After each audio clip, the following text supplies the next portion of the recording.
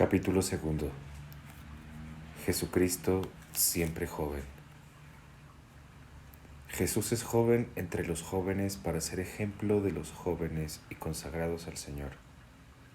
Por eso el sínodo dijo que la juventud es una etapa original y estimulante de la vida, que el propio Jesús vivió santificándolo. ¿Qué nos cuenta el Evangelio acerca de la juventud de Jesús? La juventud de Jesús. El Señor entregó su espíritu en una cruz cuando tenía poco más de 30 años de edad. Es importante tomar conciencia de que Jesús fue un joven, dio su vida en una etapa que hoy se define como la de un adulto joven. En la plenitud de su juventud, comenzó su misión pública y así brilló una gran luz, sobre todo cuando dio su vida hasta el fin. Este final no era improvisado, sino que toda su juventud fue una preciosa preparación en cada uno de sus momentos, porque todo en la vida de Jesús es signo de su misterio, y toda la vida de Cristo es misterio de redención. El Evangelio no habla de la niñez de Jesús, pero sí nos narra algunos acontecimientos de su adolescencia y juventud. Mateo sitúa este periodo de la juventud del Señor entre dos acontecimientos: el regreso de su familia a Nazaret después del tiempo de exilio y su bautismo en el Jordán, donde comenzó su misión pública. Las últimas imágenes de Jesús niño son las de un pequeño refugiado en Egipto y posteriormente las de un repatriado en Nazaret. Las primeras imágenes de Jesús joven adulto son las que nos lo presentan en el gentío junto al río Jordán para hacerse bautizar por su primo Juan el Bautista, como uno más de su pueblo. Este bautismo no era como el nuestro, que nos introduce en la vida de la gracia, sino que fue una consagración antes de comenzar la gran misión de su vida. El Evangelio dice que su bautismo fue motivo de alegría y de beneplácito del Padre. Tú eres mi Hijo amado. Enseguida Jesús apareció lleno del Espíritu Santo y fue conducido por el Espíritu al desierto. Así estaba preparado para salir a predicar y hacer prodigios, para liberar y sanar.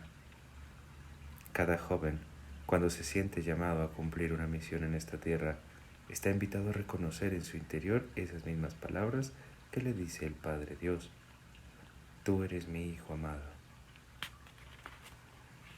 Entre estos relatos encontramos uno que muestra a Jesús en plena adolescencia. Es cuando regresó con sus padres a Nazaret, después que ellos lo perdieron y lo encontraron en el templo. Allí dice que les estaba sujeto, porque no renegaba de su familia. Después, Lucas agrega que Jesús crecía en sabiduría, edad y gracia ante Dios y los hombres. Es decir, estaba siendo preparado y en ese periodo iba profundizando su relación con el Padre y con los demás. San Juan Pablo II explicaba que no crecía solo físicamente, sino que se dio también en Jesús un crecimiento espiritual, porque la plenitud de gracia en Jesús era relativa a la edad. Había siempre plenitud, pero una plenitud creciente con el crecer de la edad. Con estos datos evangélicos podemos decir que en su etapa de joven Jesús se fue formando, se fue preparando para cumplir el proyecto que el Padre tenía. Su adolescencia y su juventud lo orientaron a esa misión suprema. En la adolescencia y en la juventud, su relación con el Padre era la del Hijo amado, atraído por el Padre. Crecía ocupándose de sus cosas. ¿No sabían que debo ocuparme de los asuntos de mi Padre?, decía Jesús. Sin embargo, no hay que pensar que Jesús fuera un adolescente solitario o un joven ensimismado. Su relación con la gente era la de un joven que compartía toda la vida de una familia bien integrada en el pueblo. Aprendió el trabajo de su padre y luego lo reemplazó como carpintero. Por eso, en el Evangelio una vez se le llama el hijo del carpintero y otra vez sencillamente el carpintero. Este detalle muestra que era un muchacho más de su pueblo, que se relacionaba con toda normalidad. Nadie lo miraba como un joven raro o separado de los demás. Precisamente por esta razón, cuando Jesús salió a predicar, la gente no se explicaba de dónde sacaba esa sabiduría. ¿No es este el hijo de José? El hecho es que Jesús tampoco creció en una relación cerrada y absorbente con María y con José, sino que se movía gustosamente en la familia ampliada, que incluía a los parientes y amigos. Así entendemos por qué sus padres, cuando regresaban de la peregrinación a Jerusalén, estaban tranquilos pensando que el jovencito de 12 años caminaba libremente entre la gente, aunque no lo vieran durante un día entero. Creyendo que estaba en la caravana, hicieron un día de camino. Ciertamente, pensaban que Jesús estaba allí, yendo y viniendo entre los demás, bromeando con otros de su edad, escuchando las narraciones de los adultos y compartiendo las alegrías y las tristezas de la caravana. El término griego utilizado por Lucas para la caravana de peregrinos, sinodía, indica precisamente esta comunidad en camino, de la que forma parte la Sagrada Familia, gracias a la confianza de sus padres. Jesús se mueve libremente y aprende a caminar con todos los demás. Su juventud no se ilumina. Estos aspectos de la vida de Jesús pueden resultar inspiradores para todo joven que crece y se prepara para realizar su misión. Esto implica madurar en la relación con el Padre, en la conciencia de ser uno más de la familia y del pueblo, y en la apertura a ser colmado por el Espíritu y conducido a realizar la misión que Dios encomienda, la propia vocación. Nada de esto debería ser ignorado en la pastoral juvenil, para no crear proyectos que aíslen a los jóvenes de la familia y del mundo, o que los conviertan en una minoría selecta y preservada de todo contagio.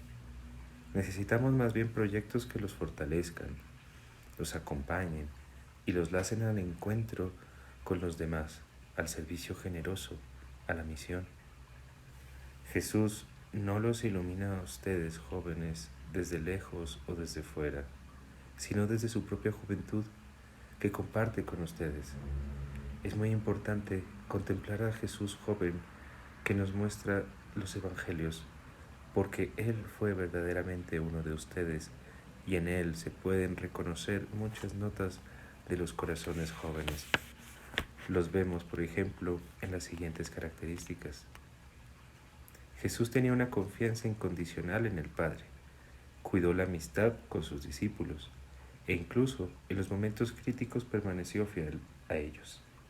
Manifestó una profunda compasión por los más débiles, especialmente los pobres, los enfermos, los pecadores y los excluidos.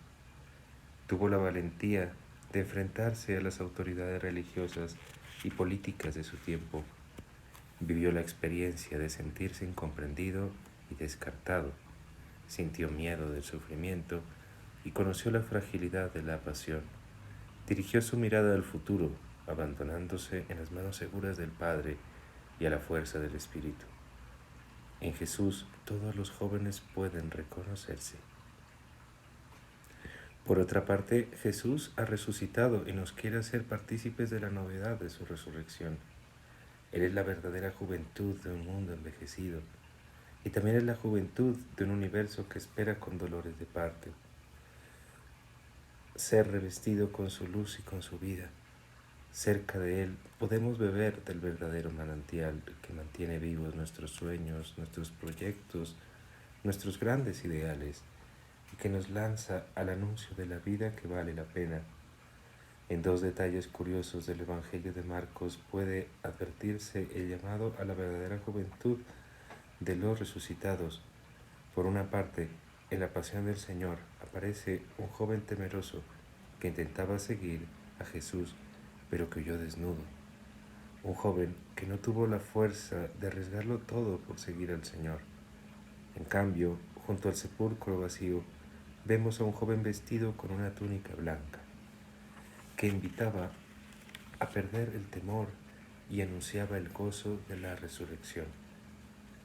El Señor nos llama a encender estrellas en la noche de otros jóvenes. Nos invita a mirar los verdaderos astros, esos signos tan variados que Él nos da para que nos quedemos quietos, sino que imitemos al sembrador que mira las estrellas para poder arar el campo. Dios nos enciende estrellas para que sigamos caminando. Las estrellas brillan alegres en sus puestos de guardia. Él las llama y le responden. Pero Cristo mismo es para nosotros la gran luz de esperanza y de guía en nuestra noche, porque Él es la estrella radiante de la mañana. La juventud de la Iglesia. Ser joven, más que una edad, es un estado del corazón. De ahí que una institución tan antigua como la Iglesia pueda renovarse y volver a ser joven con diversas etapas de su larguísima historia. En realidad, en sus momentos más trágicos, siente el llamado a volver a lo esencial del primer amor. Recordando esta verdad, el Concilio Vaticano II expresa que rica en un largo pasado, siempre vivo en ella y marchando hacia la perfección humana en el tiempo y hacia los objetivos últimos de la historia y de la vida, es la verdadera juventud del mundo. En ella es posible siempre encontrar a Cristo, el compañero y amigo de los jóvenes, una iglesia que se deja renovar. Pidamos al Señor que libere a la iglesia de los que quieren avejentarla, esclerotizarla en el pasado, detenerla, volverla inútil, inmóvil. También pidamos que la libere de otra tentación, creer que es joven porque cede a todo lo que el mundo le ofrece, creer que se renueva porque esconde su mensaje y se mimetiza con los demás. No. Es joven cuando ella es ella misma, cuando recibe la fuerza siempre cuando de la palabra de Dios, de la Eucaristía, de la presencia de Cristo y de la fuerza de su Espíritu cada día. Es joven cuando es capaz de volver una y otra vez a su fuente. Es cierto que los miembros de la Iglesia no tenemos que ser bichos raros. Todos tienen que sentirnos hermanos y cercanos, como los apóstoles, que gozaban de la simpatía de todo el pueblo. Pero al mismo tiempo tenemos que atrevernos a ser distintos, a mostrar otros sueños que este mundo no ofrece, a testimoniar la belleza de la generosidad, del servicio, de la pureza, de la fortaleza, del perdón, de la fidelidad a la propia vocación, de la oración, de la lucha por la justicia y el bien común, del amor a los pobres, de la amistad social. La Iglesia de Cristo siempre puede caer en la tentación de perder el entusiasmo porque ya no escucha la llamada del Señor al riesgo de la fe, a darlo todo sin medir los peligros y vuelve a buscar falsas seguridades mundanas.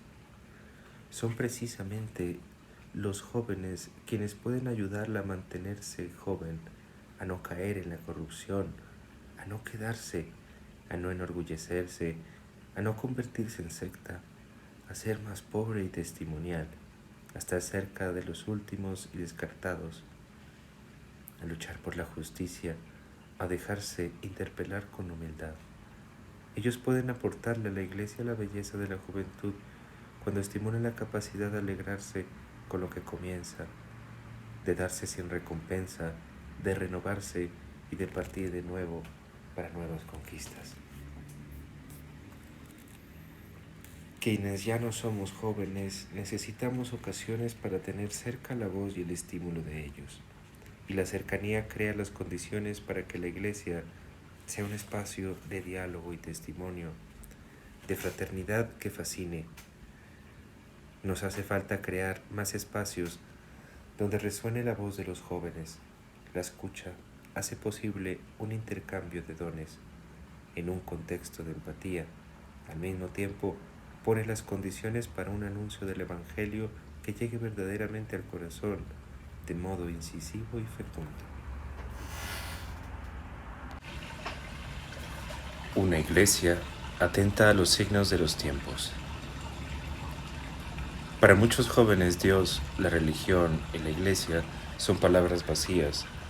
En cambio, son sensibles a la figura de Jesús, cuando viene presentada de modo atractivo y eficaz. Por eso es necesario que la iglesia no esté demasiado pendiente de sí misma, sino que refleje sobre todo a Jesucristo. Esto implica que reconozca con humildad que algunas cosas concretas deben cambiar, y por ello necesita también recoger la visión y aún las críticas de los jóvenes.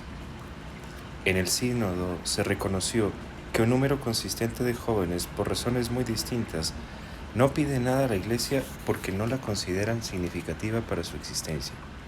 Algunos incluso piden expresamente que se les deje en paz, ya que sienten su presencia como molesta y hasta irritante. Esta petición con frecuencia no nace de un desprecio acrítico e impulsivo, sino que hunde sus raíces en razones serias y comprensibles.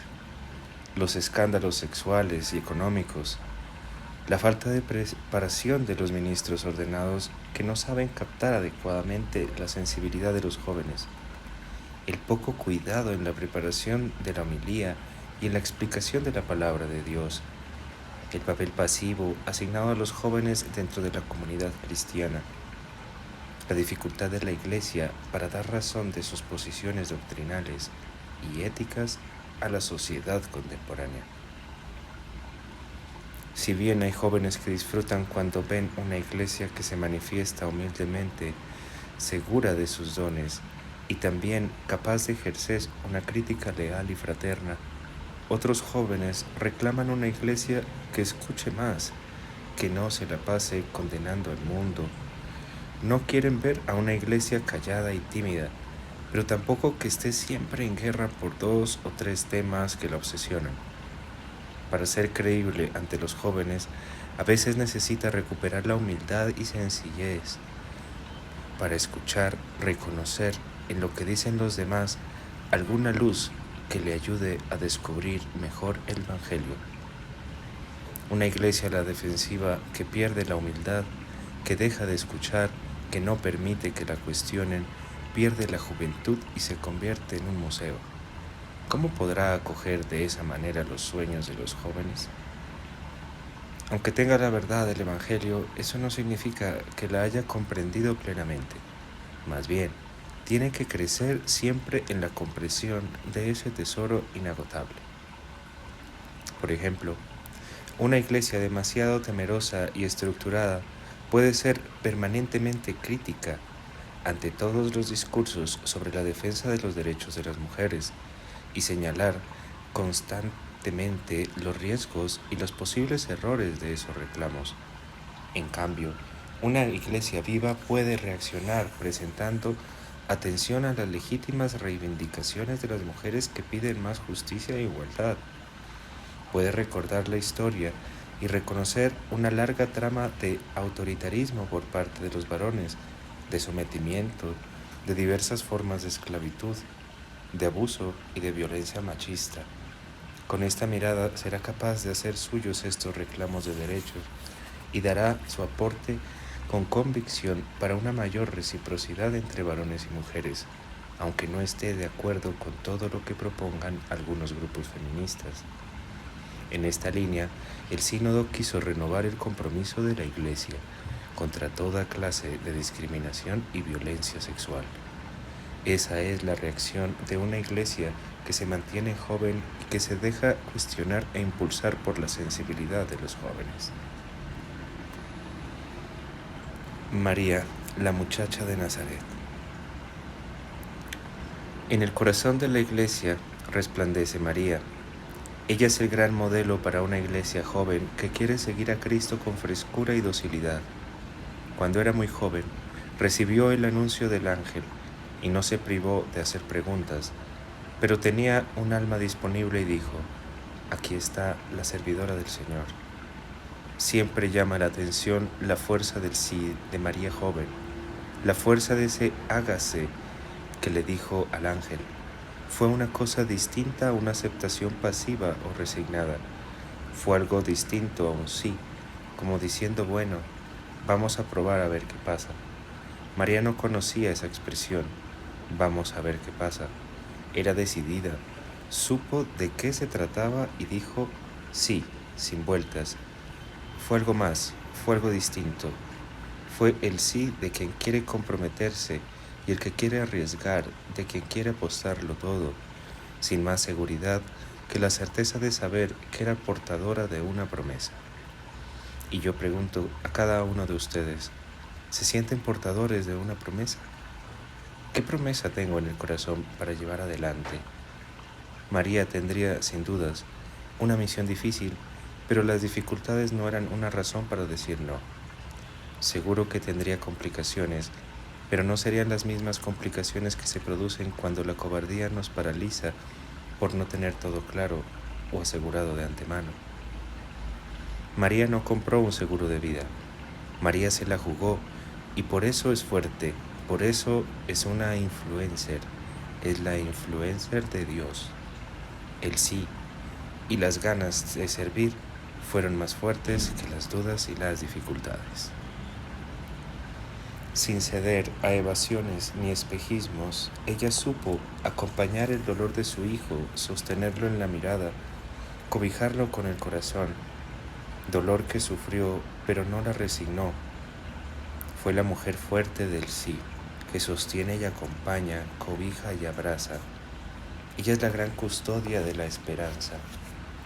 De ella aprendemos a decir sí, en la testaruda paciencia y creatividad de aquellos que no se achican y vuelven a comenzar.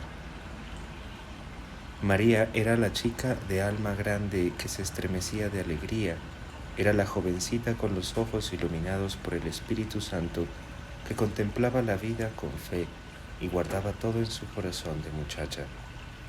Era la inquieta, la que se pone continuamente en camino, que cuando supo que su prima la necesitaba no pensó en sus propios proyectos, sino que salió hacia la montaña sin demora. Y si hacía falta proteger a su niño, allá iba con José a un país lejano. Por eso permaneció junto a los discípulos reunidos en oración, esperando al Espíritu Santo. Así, con su presencia, nació una iglesia joven, con sus apóstoles en salida, para hacer nacer un mundo nuevo.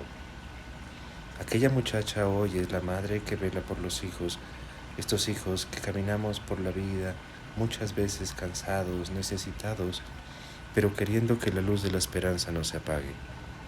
Eso es lo que queremos, que la luz de la esperanza no se apague.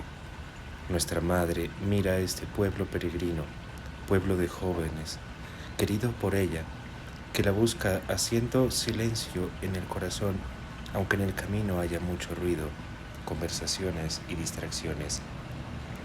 Pero ante los ojos de la Madre solo cabe el silencio esperanzado, y así María ilumina de nuevo nuestra juventud.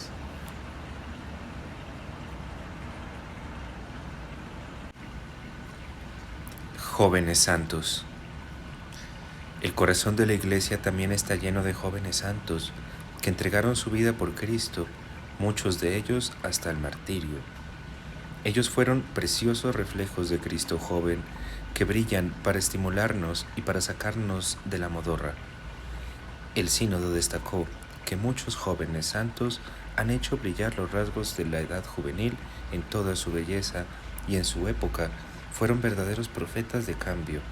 Su ejemplo muestra de qué son capaces los jóvenes cuando se abren al encuentro con Cristo. A través de la santidad de los jóvenes, la Iglesia puede renovar su ardor espiritual y su vigor apostólico.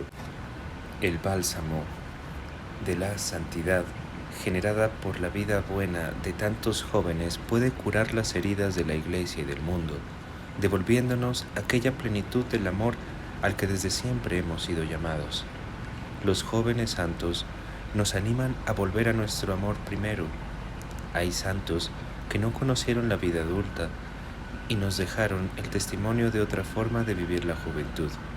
Recordemos al menos a algunos de ellos de distintos momentos de la historia que vivieron la santidad cada uno a su modo.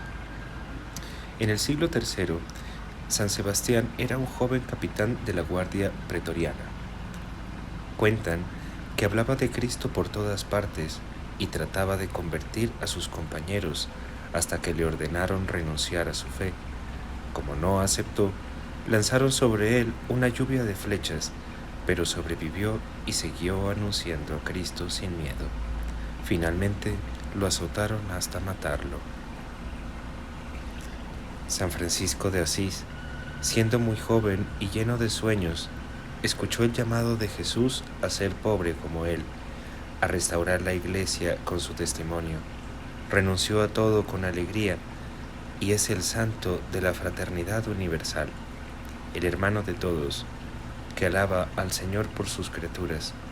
Murió en 1226. Santa Juana de Arco nació en 1412.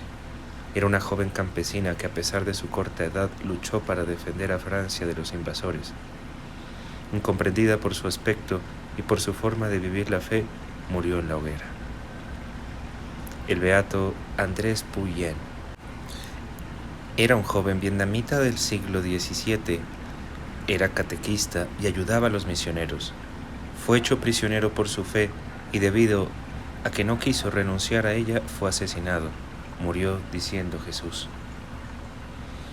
En ese mismo siglo, Santa Catalina Tecacpita, una joven laica nativa de América del Norte, sufrió una persecución por su fe y huyó caminando más de 300 kilómetros a través de bosques espesos. Se consagró a Dios y murió diciendo: Jesús, te amo. Santo Domingo Sabio le ofrecía a María todos sus sufrimientos. Cuando a San Juan Bosco le enseñó que la santidad supone estar siempre alegres, abrió su corazón a una alegría contagiosa.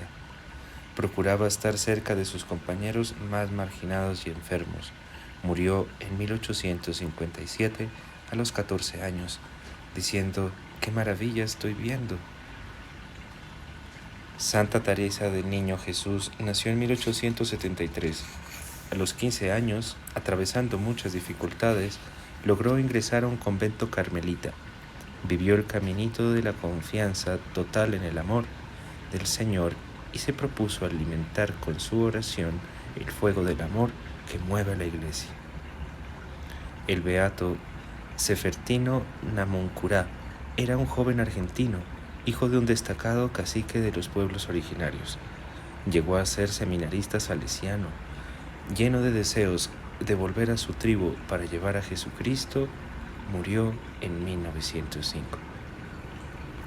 El beato Isidoro Bacaglia era un laico de Congo que daba testimonio de su fe. Fue torturado durante largo tiempo por haber propuesto el cristianismo a otros jóvenes. Murió perdonando a su verdugo en 1909. El beato Pier Giorgio Frassati, que murió en 1925, era un joven de una alegría contagiosa, una alegría que superaba también tantas dificultades de su vida.